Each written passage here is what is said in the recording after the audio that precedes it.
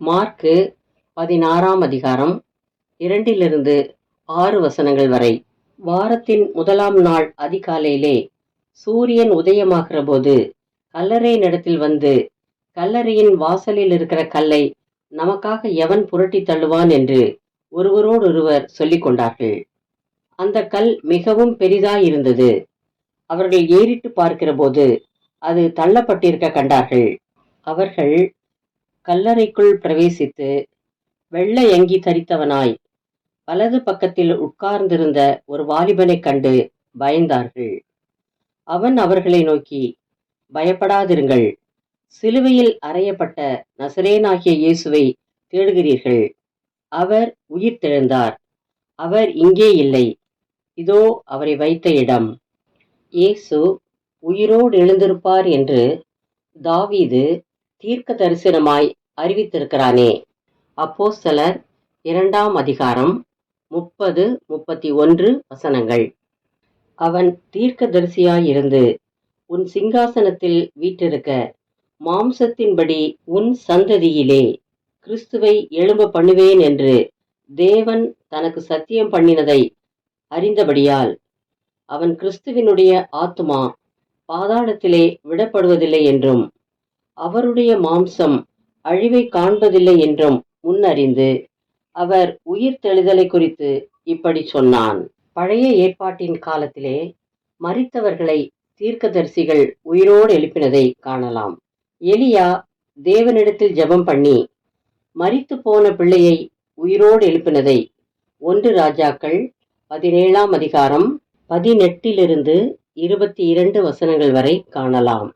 சூனேமியாளின் மகன் மரித்தபோது எலிசா தேவனிடத்தில் ஜெபம் பண்ணினார். அப்பொழுது அவன் உயிரோடு எழுந்தான் என்பதை 2 ராஜாக்கள் 2ஆம் அதிகாரம் 23-24 வசனங்களில் காணலாம். ஏனோக்கு தேவனோடு சஞ்சரித்தபோது தேவன் அவனை எடுத்துக்கொண்டார். அவன் மரணம் அடையவில்லை. எலியாவும் மரணமடையாமல் பரலோகத்துக்கு சென்றார். ஆபிரகாமும் மோசேயும் மரித்தார்கள். அவர்கள் பரலோகத்தில் இருக்கிறதை காணலாம். சதுசேயர் உயிர்த்தெழுதலில் நம்பிக்கை இல்லாதவர்கள். ஆனால் பரிசேயர் உயிர்த்தெழுதலில் நம்பிக்கையுடையவர்கள். மேலே குறிப்பிடப்பட்ட உயிர்த்தெழுதலானது விசுவாசத்தின் பலனாயிருக்கிறது. ஆனால் இயேசுவின் மரணம் மற்ற எல்லாவற்றை காட்டிலும் வித்தியாசமானது. இயேசு சிலுவையில் அறையப்பட்டார், மரித்தார், அடக்கம் பண்ணப்பட்டார், உயிர்த்தெழுந்தார், மாம்ச சரீரத்தோடு பரலோகம் சென்றிருக்கிறார்.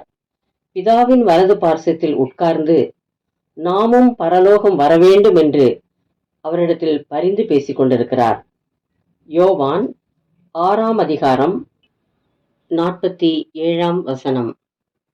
என்னிடத்தில் விசுவாசமாயிருக்கிறவனுக்கு நித்திய ஜீவன் உண்டென்று மெய்யாகவே மெய்யாகவே உங்களுக்கு சொல்லுகிறேன். ஜெபம்.